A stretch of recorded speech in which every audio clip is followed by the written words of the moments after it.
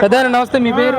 నా పేరు మోహన్ రావు, పైడి మోహన్ రావు. ఏ ఏరియా పెద్దయినా? కిష్టలంకే. తూర్పు నియోజకవర్గంలో గద్దె రామ్మోహన్ రావు గారు లేకపోతే దేవినేని అవినాష్? గద్దె రామ్మోహన్ రావు వస్తాడు. ఎందుకు బాబు, ఎలా చెప్తున్నారు అసలు?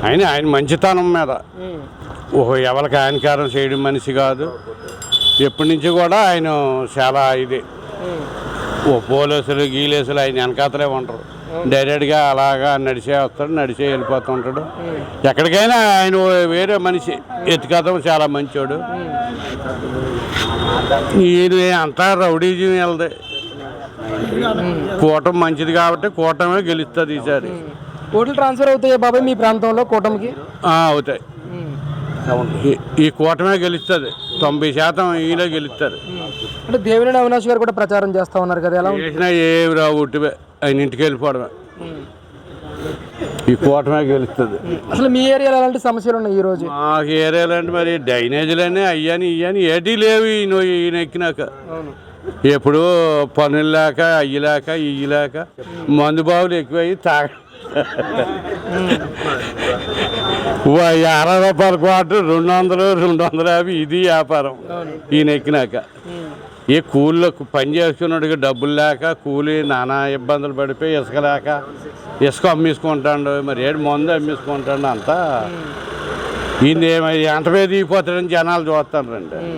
మరి మద్యపాన నిషేధంలో భాగంగానే రేట్లు పెంచామన్నా చెప్తాను, మధ్య తీసేస్తాను వేసేస్తాను అన్నాడు. ఇంకా పెంచుకెళ్ళిపోండి ఆకున్నాం. మరి ఇంకేడు చేస్తాను, ఆపే పరిస్థితి లేదంటారు. ఇంకా ఆపే పరిస్థితి లేదు. ఈయన మాత్రం డిపాజిట్లు కాలిపోతాయండి ఈసారి. ఎట్టి పరిస్థితి రాడు, కూటమే గెలుస్తుంది. ఎన్ని సీట్లు వస్తాయంటారు కూటమికి? కూటమికి బాగానే వస్తాయండి. 150 మెజార్టీ రావచ్చు.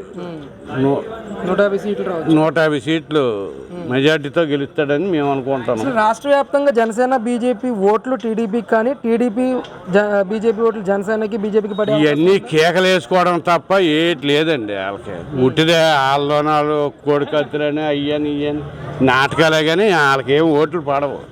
వీళ్ళే గెలుస్తారు. నా మీద అన్యాయంగా రాళ్ళదాడి చేశారు అవన్నీ డూబ్, అది వాళ్ళ డూబ్ చేసుకుని అంతా నాటకాలు అయ్యాయి.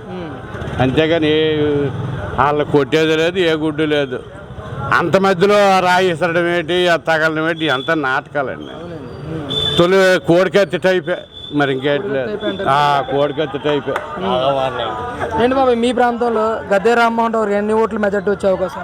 20,000 మెజార్టీతో రావచ్చాడు. ఎట్టి పరిశ్రమనైనా 20,000 మెజార్టీ తగ్గదు. పైనే కానీ కింద ఏమో ఇది తగ్గదు. ఒక్క మాటలో చెప్పాలంటే ఏం చెప్తారు గద్దె రామ్మోహన్ రావు గారి గురించి? గద్దె రామ్మోహన్ రావు చాలా మంచి మనిషి, ఒకరికి హానికారం చేసే మనిషి కాదు. అంచేతనే ఆయనకి ఓటింగ్ మొత్తం కామ్గా వేసేస్తారు. ఆయన ఇంట్లో ఉన్న గెలుపు అయిందే.